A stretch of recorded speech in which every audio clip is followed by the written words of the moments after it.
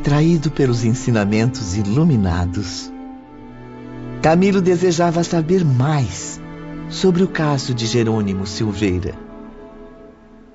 Se me é permitido saber, irmão Miguel, quais serão as novas tarefas destinadas ao nosso amigo? Trata-se de raciocínio simples, Camilo, ao alcance de todo aprendiz aplicado. Quando na sociedade terrena praticamos crimes irremediáveis, ao voltarmos à pátria espiritual, devemos nos preparar para o retorno ao teatro das novas existências. Objetivo? Repetir o passado, mas operando de modo contrário àquele em que fracassamos. Partindo dessa regra, no caso de Jerônimo, nós veremos novamente as voltas com a ruína financeira, a desonra comercial, com a pobreza, o descrédito, motivos estes que no passado o levaram ao suicídio. Permite-me completar o raciocínio, meu amigo? Seja bem-vindo, Dr. Carlos.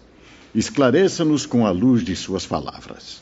Para que o espírito de Jerônimo evolua, sua ruína financeira será imprescindível na próxima reencarnação, mesmo com os esforços honestos que fará para evitá-la.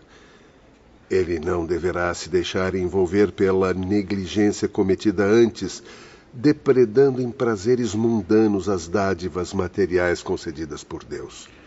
Restará, no entanto, o grave impasse criado com a família, a quem abandonou em situação difícil, fugindo ao dever sagrado de lutar para defendê-la. Mas como Jerônimo conseguirá ajudar a si mesmo?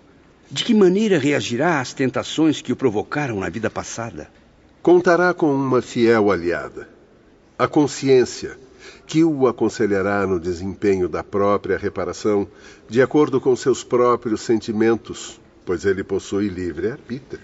Os dramas que irá viver, no entanto, serão aumentados por um grave estado de saúde orgânica e moral.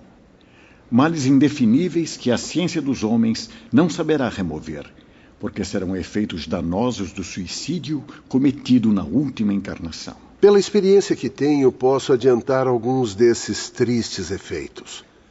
É possível que até mesmo a surdez e uma paralisia parcial que afete a visão venham a marcar sua futura condição de encarnado. Infelizmente, assim o será, meus filhos. Jerônimo preferiu matar-se dilacerando o aparelho auditivo com uma arma de fogo. Como sabem, o perispírito também se ressente com a brutalidade do suicídio e irá modelar o futuro corpo que padece mentalmente dos mesmos prejuízos. A visita ao isolamento chegava ao fim. Camilo e seus companheiros despediram-se de Padre Miguel com as lágrimas a brotarem nas pálpebras. Abraçaram Jerônimo e saíram, penalizados com a gravidade da situação que o oprimia. Um pequeno veículo esperava-nos à frente do portão principal, ligado à imensa ponte levadiça. Saímos para o extenso campo colorido de açucenas, enquanto o nobre Dr. Carlos dizia: Devem encerrar esta série de visitas com uma rápida passagem pelo departamento de reencarnação, pois dentro de alguns dias realizarão o sonho antigo de rever a pátria e o velho lar. Uma profunda amargura invadiu nossos corações enquanto atravessávamos aquela ponte. E não pude conter a emoção, traduzindo as impressões de todos os meus pobres companheiros. Adeus, pobre Jerônimo. Não sei se ainda nos veremos antes que a grande jornada nos separe. Que o Todo-Poderoso perdoe o seu espírito, iluminando com a clemência divina a estrada por onde caminhará, rodeado de armadilhas e decepções. A sua história é também a nossa. Quando o bondoso irmão Miguel de Santarém nos narrava os seus problemas, amigo Jerônimo, eu bem percebia que ele desejava avisar-nos sobre as dificuldades que igualmente nos esperam. O departamento de reencarnação ficava localizado na parte extrema da colônia espiritual Maria de Nazaré. Na manhã do dia seguinte, os aprendizes, acompanhados dos doutores de Canalejas, chegavam às proximidades de suas instalações. Não compreendo, Dr. Carlos, quando diz que este departamento faz divisa com as regiões propriamente consideradas espirituais.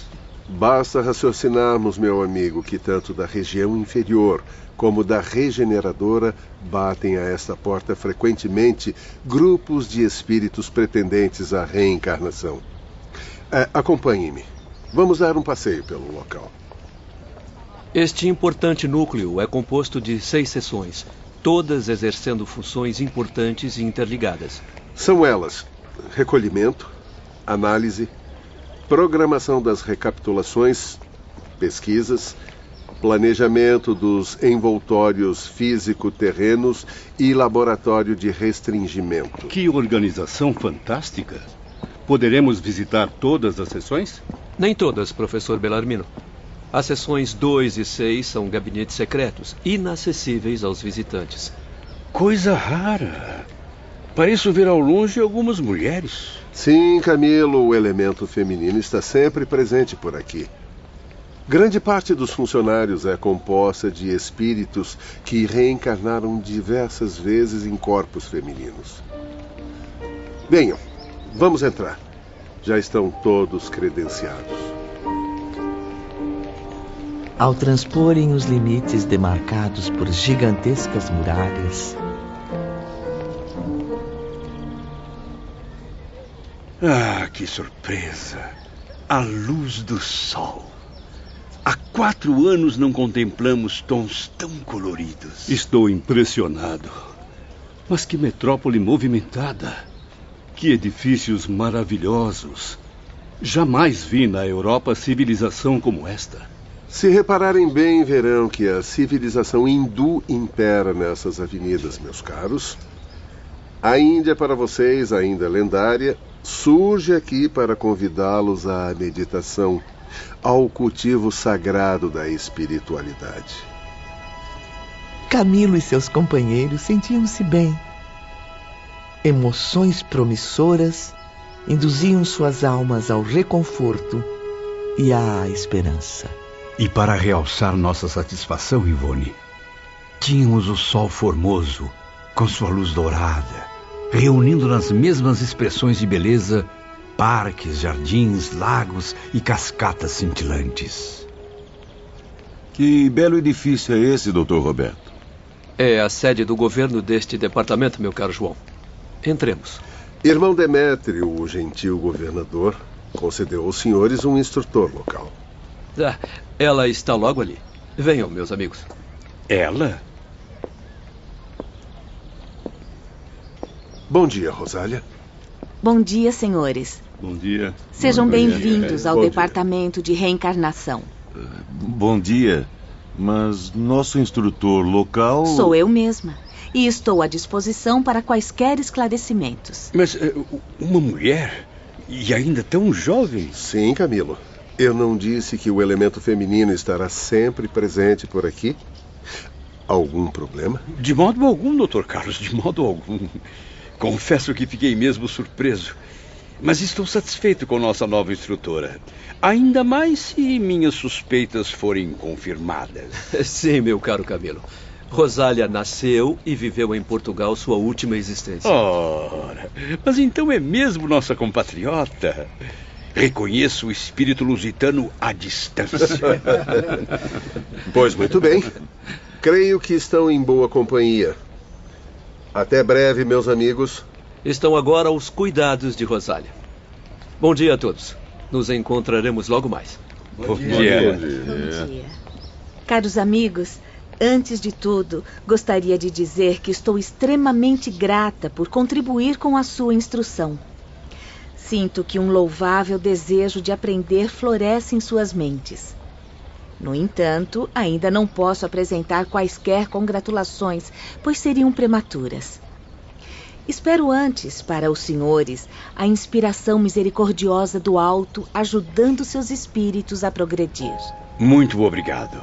Certamente aprenderemos muito nesse departamento. Os aprendizes seguiram caminhando por uma das magníficas avenidas arborizadas, enquanto funcionários apressados iam e vinham. Conforme verificarão, ninguém que esteja acolhido neste instituto e necessite retornar ao fardo carnal poderá fazê-lo sem antes ingressar em nosso departamento, o da reencarnação. Pelo pouco que ainda sabemos, Rosália, aqui existem várias sessões diferentes. Quanto tempo um pretendente à reencarnação deve permanecer nesse departamento? O estágio varia de 1 a 2 anos, dependendo de seu estado. Diariamente comparecem aqui espíritos ansiosos por repararem o passado, cuja lembrança os desespera. Desejam rever os dramas íntimos a fim de conseguirem vencer o remorso que lhes tortura a consciência. Pobres criaturas, fantasmas sangrentos de si mesmos, presos ao resultado desonroso do suicídio. Bom dia, meus amigos. Bom dia. Como estão todos? Romeu e Alceste, bom dia. Bom dia. Fico muito grata por seu auxílio na instrução dos novos aprendizes. Nós é que agradecemos, Rosália. Na condição de assistentes, quanto mais ensinamos, mais aprendemos. É muito bom rever os jovens amigos. Melhor ainda é notar que os senhores encontram-se mais dispostos e esperançosos por dias melhores. Como eu ia dizendo, ao obter o consentimento do templo para a reencarnação, o pretendente apresenta-se à chefia deste departamento, sendo encaminhado primeiramente à sessão do recolhimento.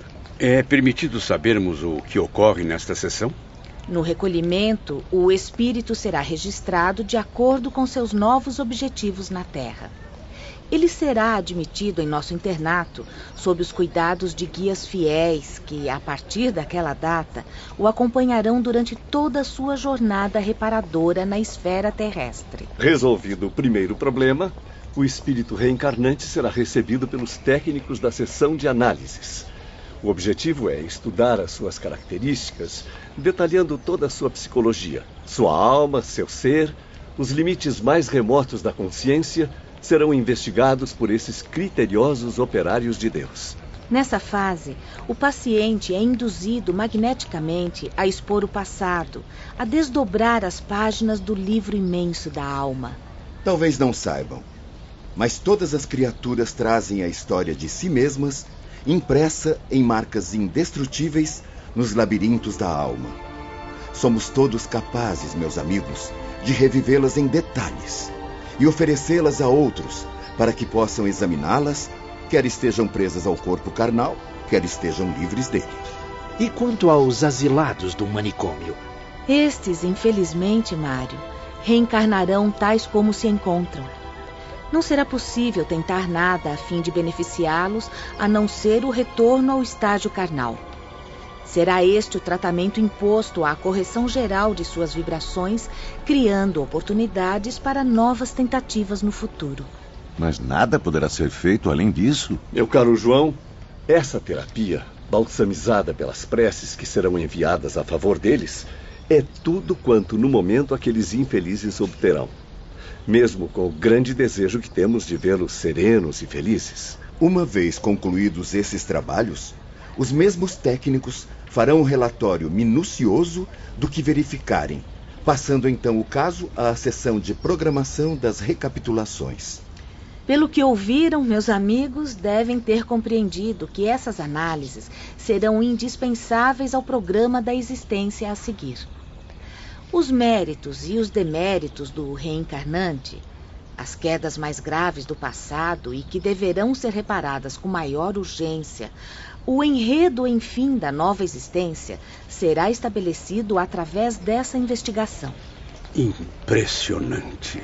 Jamais imaginei que existissem trabalhos tão detalhados no além-túmulo.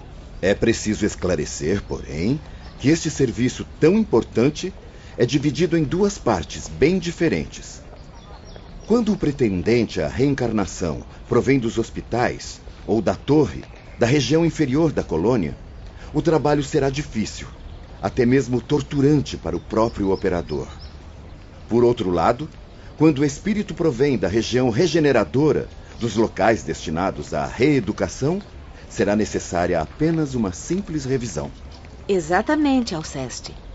Depois, concluído o esboço das lutas reparadoras, de acordo com a resistência moral do reencarnante, esse belíssimo trabalho será encaminhado à diretoria-geral, que o examinará. Antes, no entanto, serão medidas todas as possibilidades de que disponha para a vitória. Não compreendo, Romeu. É possível prever com precisão se o espírito prestes a reencarnar obterá êxito em suas metas? Lembre-se de que, por mais que sejamos cautelosos no preparo dessas almas, professor Bellarmino, existirá sempre o livre-arbítrio. Verificamos as facilidades que deverá encontrar pelo caminho, efeito justo dos méritos anteriormente conquistados. Além disso, antecipamos, de algum modo, as dificuldades que venha a encontrar, consequência justa dos deméritos. Enfim, antes de tudo, traçamos o panorama da vida que o espera dentro da reencarnação terrena, que tanto lhe convém e a qual geralmente é desejada pelo próprio pecador arrependido. E esse é o procedimento padrão? Não existem exceções? Sim, senhor Botelho. Há casos em que serão necessárias reformas. Estas poderão referir-se tanto à diminuição das provações, retardando para o futuro a solução de certos problemas, quanto ao aumento das reparações para um período mais curto. O próprio templo, porém, só expedirá ordens para reformas quando receber a autorização superior. Momentos depois, caminhando sob as sombras dos arvoredos, ao longo da Avenida Central. Minha jovem senhora, concordo em grande parte com suas afirmações, mas algo ainda me intriga. Pois então nos diga. Estamos todos aqui para aprender, Sr. Bellarmino. Não posso aceitar que no além-túmulo sejam descritos minuciosamente todos os detalhes e acidentes da provação prevista.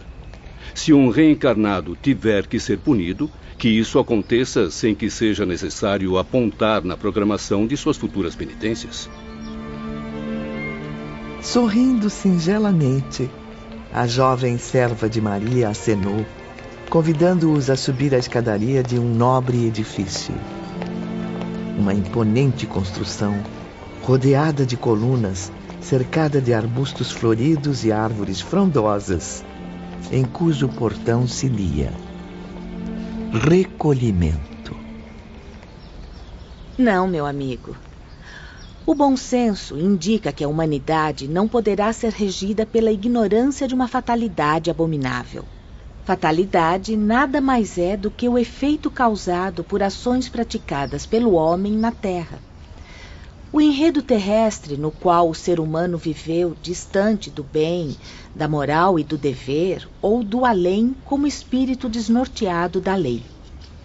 Pois, na verdade, é ele mesmo, através dos atos bons ou maus que pratica, quem determina a natureza do próprio futuro. Eu creio que a fatalidade existirá, se assim o quiser. Não inconscientemente, reduzindo a humanidade a um mero joguete, mas como sequência lógica, corretiva, dos crimes que comete pelo uso indevido do próprio livre-arbítrio. E por tratar-se de um corretivo, caro professor, a penitência desaparecerá no momento em que se corrigir sua causa. Ou seja, o traço inferior da maldade. Mas desse modo, havendo livre-arbítrio, por que vigiar, planejar, passo a passo, dia a dia, as atividades do delinquente reencarnado? Não existe tamanha vigilância. Nos programas elaborados aqui, não se incluirão os pormenores, as atividades diárias que irá realizar na Terra. Somente os pontos principais serão anotados por nós, os que constituam reparação, trechos decisivos, sequências que marcarão a lógica dos acontecimentos passados, isto é, da causa. E isso ocorrerá de modo natural, sem necessidade de acompanhamento? Estamos prontos para intervir em casos extremos. Porém, de modo geral, a própria expiação encontra-se tão arraigada na consciência do pecador que ele mesmo, sob o impulso de sua vontade livre, a cumpriria naturalmente. Convém, no entanto, que assim o façamos, porque entregue a si mesmo, o delinquente resvalaria em excessos prejudiciais, criando possibilidades desastrosas. Eu fico extremamente penalizado por essas almas. nem mesmo nasceram e já possuem os destinos traçados. E quanta amargura viverão nesses destinos, meus irmãos? Renascerão por acaso somente para sofrer? Para caminhar na estrada das provações? Não, meu amigo. As capacidades que tenham para realizações meritórias serão anotadas também. E estas poderão até mesmo ser discriminadas, indicadas... Exatamente, Romeu. Pois nenhum espírito, encarnado ou não, só porque se encontre submetido às provações, será proibido de auxiliar o próprio progresso com a dedicação às causas nobres. Estará livre para devotar-se à fraternidade, ao bem do próximo. Liberdade. Esta é a questão, meus queridos amigos. O reencarnado será livre, sim, para efetuar ou não o que foi preparado nas linhas do seu futuro. E a que se comprometeu a atender antes de nascer novamente na Terra. E se por algum motivo ele se desviar do compromisso assumido, Rosália? Grandes pesares o angustiarão mais tarde. Afinal, além de ter faltado com a palavra aos seus guias espirituais, deixou de conquistar méritos que lhe aliviariam muito sofrimento. Como vê, professor Bellarmino, não se trata de fatalidade. É simplesmente uma sequência harmoniosa de causas e efeitos. Por aqui, senhores, alguém muito especial nos aguarda.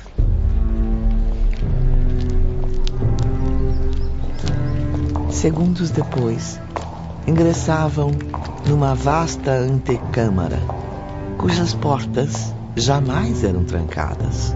Aquele ambiente era muito especial, Ivone. O ingresso a todas as portas era velado apenas com discretas cortinas de suave tecido azul celeste. O silêncio, impressionante, continuava a despertar a atenção dos aprendizes. Incrível. Esse silêncio chega a me incomodar, João. Parece que não vive ninguém por aqui. Um edifício tão nobre e tão imerso em solidão.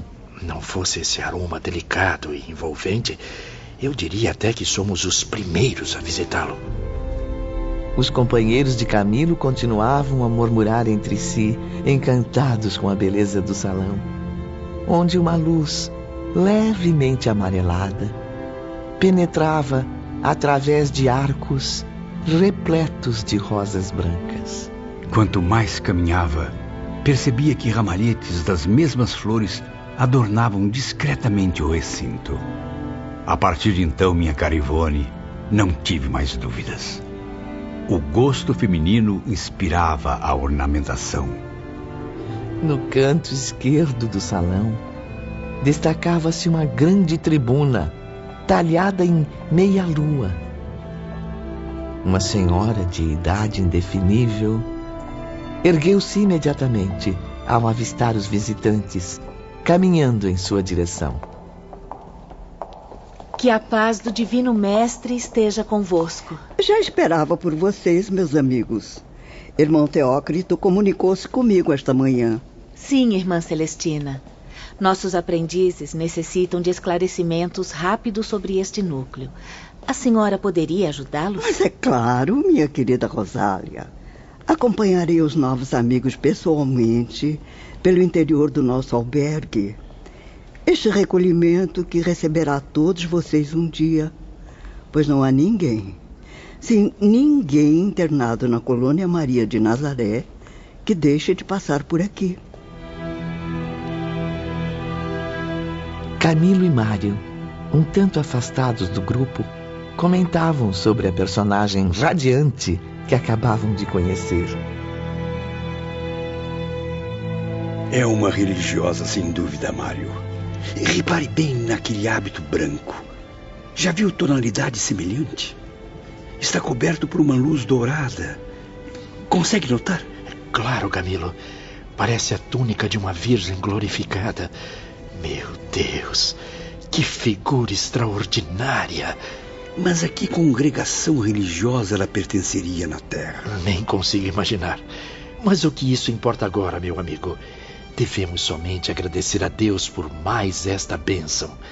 Essa dama encantadora, agora no mundo espiritual, nos surpreende como uma funcionária de um instituto para a correção de suicidas. Vamos nos aproximar. Honrando o hábito humilde no desempenho das tarefas terrenas, esta nobre senhora tem agora a missão de exaltá-lo no além. Por isso, aqui, no seio desta congregação fraterna em Modelar, merece dirigir uma das mais importantes sessões, como fiel cristã que sempre demonstrou ser. Venham, meus filhos, repousem. Devem estar exaustos. Antes de mais nada, gostaria de oferecer a todos uma lembrança. Gentil e bondosa, presenteou a cada um dos aprendizes, assim como a Rosália, com uma de suas belas rosas. Enquanto espírito encarnado, na época em que vivia no convento de Santa Maria, eu cultivava rosas nos momentos de lazer. Isso quando um ou outro enfermo não requisitava meus serviços. Eu falava às rosas como também às demais flores. Entendia-as, educava-as, criava-as como se fossem seres pensantes muito queridos. E divertia-me com elas e com elas confidenciava, depositando em suas pétalas perfumadas as lágrimas das minhas tristezas. É um belo e inesquecível presente, irmã. Estou certa de que todos nós guardaremos essas flores em nosso coração por toda a eternidade. Infelizmente, na comunidade, não era permitido possuir sequer um animalzinho, não. Nem um pássaro que fosse, nada. Nada que desviasse dos deveres sagrados a atenção das reclusas. Mesmo as flores, meus irmãos, não as cultivava para mim, mas para a comunidade. No entanto, eu segui as normas de Francisco de Assis. Estava certa de não haver nenhum mal em dedicar um pouco dos meus cuidados também às flores. Habituei-me a elas desde então e não só não me impediram de elevar vibrações harmoniosas aos planos do amor e do bem, como até as continuo cultivando na intensidade da vida espiritual, sem jamais esquecê-las. Sim. Vejo que continua cultivando rosas nestas regiões do mundo invisível. Sinto-me, porém, confuso. Como é então possível tal coisa, irmã Celestina?